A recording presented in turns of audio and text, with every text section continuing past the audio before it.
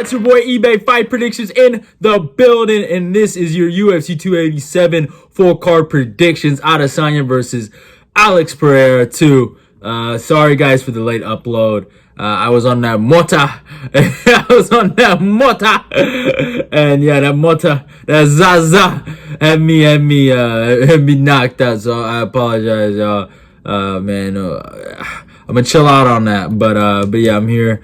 And we're good, man. We're good. But yeah, let's talk about this card, man. Phenomenal card in Miami. They blessed us, and it's gonna be a good night. I have a good feeling it's gonna be a good night. I can't wait for it. But yeah, let's talk about this card though. We start off with the curtain jerker of the night, Sam Hughes versus Jaqueline Amorim. I think that's how you say his name.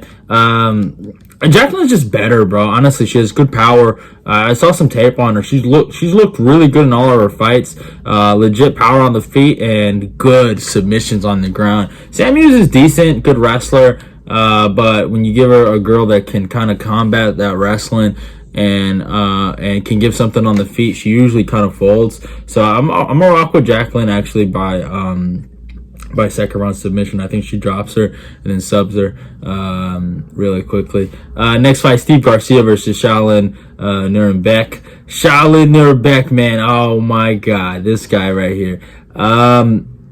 Steve Garcia is naturally a wrestler. He has decent striking, does leave his chin up in there, but he's just your natural, like, white trash. I would call it white trash, but gutter trash kind of fighter. He's obviously Hispanic, but you know what I'm saying? Like, just someone you would see in the street beefs kind of in that kind of area. I mean, he is good wrestling, though. I'll give him that. Wrestling's solid, but leaves his chin in the air. Doesn't really have the best striking in the world. And yeah, but I mean, Shaolin's obviously a really decent wrestler. I like how he takes guys down in certain positions, but again, is he decent wrestler? He does gas out. So yeah, but I'm rocking with Shaolin to get it done by decision over Steve Garcia, but it should be a good scrap. Next fight, Trey Ogden versus Ignacio Bahamondes. This is also another good fight. Oh man, Ogden, man, he let me down against Mr. Jordan Levitt, and I don't know, like, do I think Ignacio Bahamondes is God? No, I don't think he's the best in the world, but his last two performances have been fucking spectacular. He's looked really good, and do I think he'll get fraud checked? I think eventually he'll get fraud checked, but he's just looked phenomenal in a lot of his fights. You just got to be a fan of Ignacio Bahamondes. Really good striking. Seems like the wrestling is getting better. So I'm gonna rock with Bahamondes to get this done by decision. Trey Ogden's pretty tough, so I think it's gonna be a good scrap though. Next fight, Cynthia Calvillo versus Lupita Godinez. I'm gonna have to rock with Lupi here. I know Lupi's she also got fraud checked about Angela Hill, but she just, in my humble opinion, decided not to wrestle for some odd reason against Hill, and didn't do enough to really win that fight. But Calvillo is just not the same girl she used to be. You know, the fight with Nina Nunes, Angela Lee, fucking Jessica Andrade, and Caitlin Chikagian. I mean, these aren't bad girls to lose to, but it's just, she's just not the same girl. She doesn't use her wrestling in an explosive manner. She's just not effective in where areas she used to be effective at. She strikes for too long when she doesn't need to be striking. She should be really wrestling in there. And I don't know. Obviously, Lupi has that same issue sometimes where she likes to strike when she should be wrestling. But Lupi obviously is young, and she, in my humble opinion, has way more pop in her punches, and just is the better, younger fighter out of the two. So I'm rocking with Lupi to get this done by decision. Maybe just outworking Calvillo or Cynthia, whatever her name is. But I just think she's gonna beat her. Cynthia's gonna lose. That's just my opinion. Next fight, Karl Williams versus Chase Sherman. It's a great fight in the heavyweight division. Karl Williams is making a pretty good turnaround here. Just fought, I think, 3 weeks ago. Yeah, he's just an awesome wrestler. Real just grindy wrestler, and he goes out there and imposes his will on a lot of guys. And you know, when Karl Williams beat fucking Jimmy Lawson, bro, he legit was on my radar, and I was like, what the fuck? And like, if you guys don't know, Jimmy Lawson is an incredible wrestler. So for him to do that to him, I was in shock. So that was actually really, really impressive. So yeah, Karl Williams is decent wrestling. I mean, really good wrestling. I shouldn't say decent wrestling. And I just think he's gonna he's gonna ragdoll the Vanilla Gorilla and Chase Sherman. Chase obviously has decent wrestling, decent striking, but everything's just decent. You could even say subpar. He went to war though against Jared Vanderaa. That was a pretty good fight. But yeah, I don't know, man. We saw what Alexander Romanov was able to do to Sherman. When he fights a wrestler, he's kind of fucked. So I got to go with Karl Williams actually to get the finish here via ground and pound. And in the first round, I could see it too. Next fight, GM3 versus Joseph Pyfer. Ooh, this is a good scrap. It's a good middleweight fight. Pyfer hits hard, good grappling. You guys know I love GM3, man. GM3 is a fucking legend. But I just think Pyfer matches up really bad with the legendary GM3, man. GM3 is a fucking GOAT. But I just personally feel like, I mean, Silva was a fraud, man. Bruno Silva was a big time fraud. I've been saying he was a fraud. And I'm happy GM3 kind of exposed it. And people was like, no, you see the Alex Pereira performance proves it. I think Alex Pereira was drinking some of that Henny before that fight. I don't know how he didn't finish that guy. But yeah, Joseph Pyfer's legit, man. He has that loss to Dustin Stoltzfus, but that was more of a bit of a fluke, if anything. But Pyfer's legit, man. I got Pyfer by a second round sub, honestly. He gets this done. GM3 is gonna be fucked. I believe that without a shadow of a doubt. But it could be a good fight though. Don't doubt the legendary GM3, man. He gets knocked down, it's all good, man. He'll come back and submit you in the next round. That's who GM3 is. So you gotta watch out for that guy. But yeah. Next fight, Michelle Waterson-Gomez versus Luana Pinheiro. This is gonna be a good fight here. Waterson's defending her spot. She's on a 2-fight skid right now. Pinheiro has beat Sam Hughes, Randa Marcos. You know, so same old. She's a good fighter. I think she's the girlfriend of what's his face? I forgot his name. The one that's fighting. She's dating Nicolau. I think they're together. Matthews Nicolau. Yeah. So they're together. I'm sorry, if I sound like I don't know what the fuck I'm talking about. I'm still recovering off of that mota. I'm still recovering, man. Still recovering from that. But yeah, Waterson in this matchup is obviously gonna have to use her wrestling, use her long distance striking.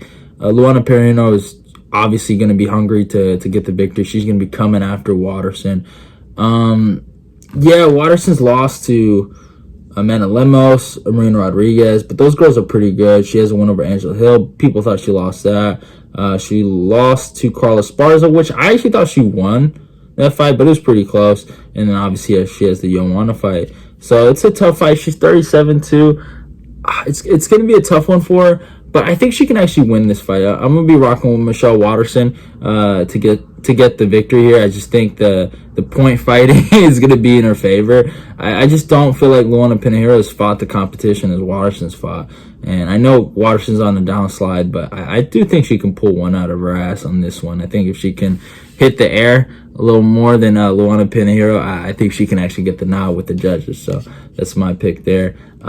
Next fight, Kelvin Gastelum versus Chris Curtis. You guys know KG's my guy. I'm going to have a breakdown on this, so stay tuned for that. But I'm rocking with Kelvin Gastelum here by decision. I think Kelvin's going to go full wrestling mode here, and I think he's going to take Chris Curtis down multiple times, round after round, minute after minute. I think we're going to see a different kind of Kelvin Gastelum in this fight. He's made the full move to Arizona. Him with Henry Cejudo, I just think it's going to be a good combo here. And I just truly believe the Ian Heinisch performance angle looked nothing like this one. I think he's going to fucking tech fall Chris Curtis. I think he's going to take him down from pillar to post. You know, I truly believe. I do expect 20 takedown attempts for Kelvin Gastelum. I think Kelvin's going to go for it here and really put on a masterclass. Chris Curtis obviously has that knockout power, and you can't count him out, but but I don't think he's top 10 level, and I don't think he's on Kelvin Gastelum's level. So that's my opinion on that. Next fight, Raul Rosa Jr. versus Christian Rodriguez. I gotta go with my dog C-Rod here. I think he's gonna submit this cat, Raul Rosa Jr. Obviously, I like the kid, but Christian Rodriguez to me is the better prospect out of the two. I know both guys are pretty young, actually, 18 to 25, but I think Christian, he has better experience, and he gave JSP a run for his fucking money when they fought, and it was a good fucking scrap. The kid can strike, he can wrestle, he's just good everywhere. Raul Rosa is not that good on the feet, and I think if someone touches him on the feet, I think he could get really, really hurt. So I'm rocking with Christian Rodriguez to get this done. I think he's just a better prospect out of the two, so that's my pick there. Next fight, Kevin Holland versus Santiago Ponzinibbio. I'm really torn on this one. I do have a breakdown on this, but I'm really torn. I like both these guys. I'm a big Santiago Ponzinibbio fan, and I like Kevin Holland a lot. But Ponzinibbio's coming off a win, and Holland's coming off 2 losses. I didn't like what I saw with Ponzi against Alex Morono. He's kind of getting picked apart a little bit, and I felt like Kevin Holland fought the dumbest fight in the world against Stephen Thompson, and I expected that, but I think he's going to come back here, honestly. I don't know how Ponzinibbio is going to deal with the reach of Kevin Holland, and I think Kevin Holland's going to fight a lot different. I think he's going to be more kick heavy. I think he's going to throw a lot of body kicks, a lot of head kicks. Expect that. I don't know why, that just got a good feeling. I think he's going to be real kick heavy here. The jab's going to be very useful. He's going to use that stick on Ponzinibbio. I think just Ponzi's age here is going to be his biggest downfall. And I like Ponzi. You guys know Ponzi's my guy, but I like Holland too, so I just got to be honest here. I honestly do believe you got to rock with Holland because of the youth, the length, and he's coming off that. He's coming off some losses, right? He's going to obviously be motivated to get a really big win in his next one, so you have to rock with Kevin Holland here. I just think you have to. I'm going to rock with Kevin Holland by third round TKO, actually. I think he gets him out of here. It's going to be sad, but I think it's going to be a good scrap, though. I think Ponzi's going to give he's going to give a good account of himself, obviously, in there. So, but yeah. And then, hold up. Oh, no. Where did you go? Where did you go? And the next fight, Rob Font versus Adrian. I don't know why I did that, but I exited out. But yeah, so Rob Font versus Adrian and Yanez. I have a breakdown on this coming out tomorrow, or no, on Wednesday, I think. This is gonna be a good fight. I'm rocking with King Rob Font here, and I explained it more in my breakdown. This kid got nothing on Rob Font. He don't got the experience. He don't got the portfolio. You know what I'm saying? He doesn't have the resume. He don't got nothing. Rob Font's been in main events when this kid was figuring out LFA situations. Okay, y'all? All right. Rob Font is going to teach this kid how to jab. Rob Font by fucking decision. Any way he fucking wants, by the way, too. I don't care how Rob Font wants to get this done, but little Wish Masvidal, you don't got nothing on Robbie Font, all right? But it's going to be a good scrap. I can't wait for it. But yeah, go check out my breakdown.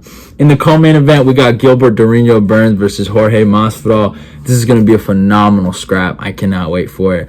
I think, this is my favorite fight on the card. This is the fight I'm most hyped about because you got the legend and journeyman, in my opinion, and Jorge Masvidal going up against a legitimate top 5 guy in Gilbert Durinho Burns, and both guys can win. If Jorge shows up, he can obviously win this fight and touch up Durinho, but I just gotta rock with Durinho here. I think Durinho, he's just better. He's just better than him. I don't know how else to say it. The striking is there. The grappling is there. The wrestling, I think that's something people are going to be surprised about. The wrestling entries of Durinho is there. He has impressive wrestling for a BJJ guy. He has really great wrestling. I think he can just win this fight wherever it goes. Obviously on the feet, I want him to be more careful. I don't want him to just go out there and just try to gunsling, but if he can mix in the takedowns, I think he can win this fight. I got him actually by club and sub in the second round. I think Jorge had his time, and it's just not now. Obviously, and this fight's really big for who's going to be the next title contender, and I I don't think we're ever going to see Jorge versus Leon, sadly. I think people would love to see it, but I don't think we are going to see it. As much as Jorge seems super motivated to beat Burns, I just don't think he beats Burns. So, yeah, that's just my honest opinion. But, yeah, it is what it is. And in the main event, Alex Pereira versus Israel Adesanya 2 or 4, whatever you want to call it. I'm rocking with Pereira by 4th round TKO. I think Pierre just has his number. I don't know how else to say. He has his number. It's the reason why I picked him last time. I think he just has it. He has the man's number. I'm sorry, y'all. And I know Adesanya's going to go in here super motivated, going to try to wrestle. He's going to try to do anything in his power to win this fight, but I just don't think he does. I truly, deep down in my heart, believe Alex Pereira owns this man. He's his biggest his biggest hater, and he's the true hero of the story. I got to go with Alex Pereira here. I just think Alex is... he's gonna end this rainbow mentality we got going on in this middleweight division and finally end it and stab it in the heart and step on his fucking neck and save us from his tyrannical, boring point fighting style. I think he ends Israel Adesanya. I think he ends his career. This is career defining for both guys, honestly.